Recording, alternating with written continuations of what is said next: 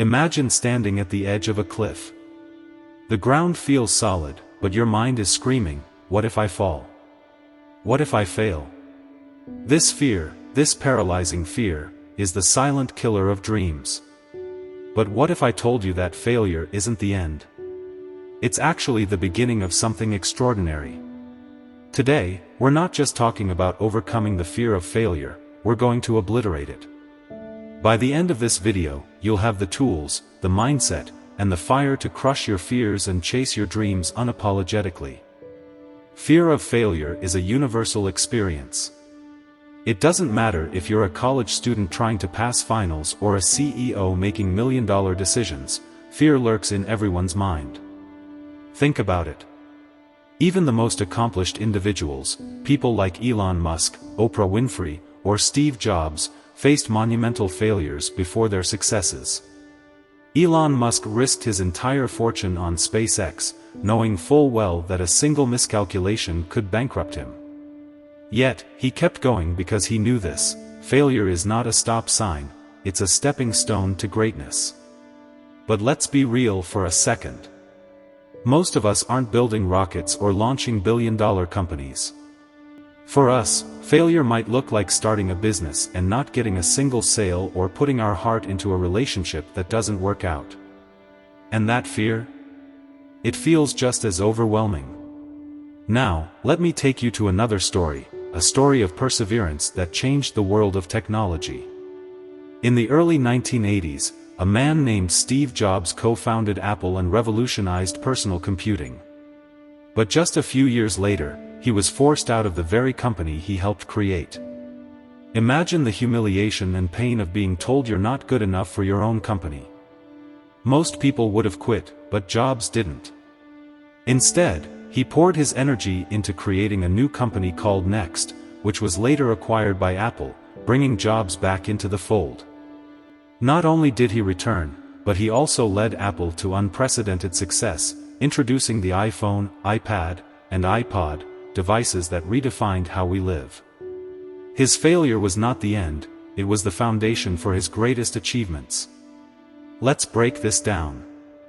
Why does the fear of failure feel so powerful? It's all in the brain. There's a little part called the amygdala that triggers your fight or flight response. Back in the day, this was crucial for survival. Spot a lion, run for your life. But in today's world, the same mechanism kicks in when you're about to give a presentation or try something new. Your brain can't tell the difference between life-threatening danger and a potential mistake. Here's a thought: has anyone ever been eaten by a lion during a public speech? No? So why do we let fear control us? Here's the harsh truth: the cost of letting fear win is enormous. Every time you choose comfort over risk, you're losing an opportunity to grow, to succeed, or to experience something amazing. Think of all the inventions, businesses, or even relationships that never happened simply because someone was too afraid to try. Let me ask you this: are you okay living with the regret of never trying? Because I'm not. Now, let's get into how we crush this fear. First, redefine failure. Stop seeing it as the end of the road and start viewing it as feedback. Every failure is a lesson that brings you closer to success. Second, visualize success. Athletes do this all the time. Picture yourself achieving your goal. Feel the excitement, hear the applause, taste the victory. Third, take small risks. You don't need to dive into the deep end right away. Start with small, manageable steps and build your confidence over time. Let's lighten the mood. If your first small risk today is just making it through the day without spilling coffee on your shirt, guess what? That's progress. Now, I want to share a story that really drives this home. Think about J.K. Rowling, the author of Harry Potter. Before her books became a global phenomenon, she faced rejection after rejection. 12 publishers turned her down. At that time, she was struggling as a single mother, living on welfare, and battling depression. Most people would have given up. But not her. She kept pushing forward, and now she's one of the most successful authors in history. Imagine if she had let fear stop her. We wouldn't even know the magic of Hogwarts.